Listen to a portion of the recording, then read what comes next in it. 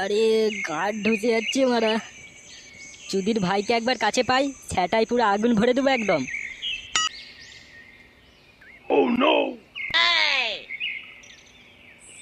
বলো বলো, কি হয়েছে? ডাকতে তো কেন? তাড়াতাড়ি বলো, আমার আবার কাজ আছে। খানকির ছেলে, দেখতে পাবনি কি হয়েছে? ভোঁদা আমার পোঙা মেরে আর এখন জিজ্ঞাসা করছে কি হয়েছে। ল্যাওড়া বাথরুমে এটা কি ফেলেছিলি? কবে? কোথায় বাথরুমে? খানকির ছেলে জানে এখন কিছু জানেনি, ভোজরি বল।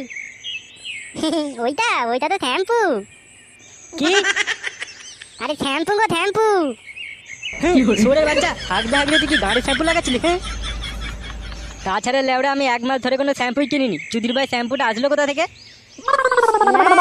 ছিল বাথরুমে, ছিল, তুমি দেখোনি। কি হয়েছে দাদু ভাই, কাঁদছো কেন? দেখো না দাদু।